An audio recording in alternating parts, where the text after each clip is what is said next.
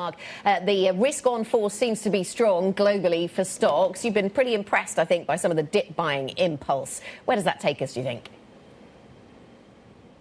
Yeah, I think the price action's been incredibly positive over the past week. That seems a strange thing to say when we've had the biggest short-term kind of dips lower that we've seen in 6 months.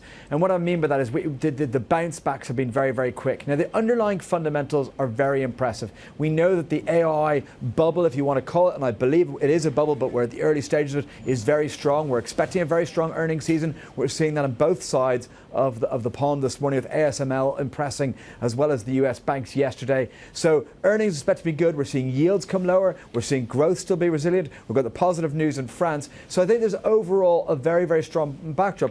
And it's understandable to expect in 3 weeks' time we'll have a US-China detente, perhaps a progress in a trade deal, and stocks will be much higher. What I'm very, very concerned about is the path there. Game theory suggests that there won't be an immediate backdown from either side, and particularly from China, has no reason to kind of offer concessions unilaterally until we get much closer to the deadline. So I worry we've got some very scary headlines in the next couple of weeks, and whenever you've got scary headlines, you've got a risk of things going wrong. So even though I understand the extreme bullishness, I am worried that the path is going to be more negative. We're going to have more sharp dips in the coming weeks, and I think people are maybe rushing to buy the dip a little bit too quickly. Okay. VIX is at 20. Does it stay elevated? Does it get more elevated? And if so, what does that do, particularly for the systematic trade? Kind of, what does that do in terms of kind of risk-on territory? Yeah, that's a great question, because I actually think that's the key change. We've been in an extremely low vol rally over the last few months, exceptionally so, and we have seen a move up in the VIX. I think volatility will rise from here because of that expected headline risk out of the US-China situation, and also because we're in earnings season now as well.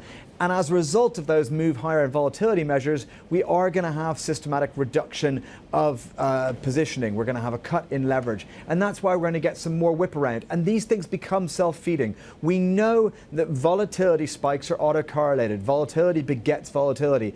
And it's from that simple process that as you get a spike in, well, as you get a decline in volatility, people have to take more leverage to get the upside. And then when you suddenly get a spike in volatility, they then have to further reduce positions, which causes more volatility. So that is the exact dynamic I'm worried about. And I think it's really important to emphasize, it depends probably on your time frame how you play this, but I think it's only people who have very deep pockets, have very high risk tolerance, and can afford to be buying the dip quite so aggressively, because I think the path dependency is very, very important, and there's still a tail risk of it going materially wrong. If markets are completely complacent about US-China trade, there's no pressure on either side to make a compromise, and maybe we will not get a compromise.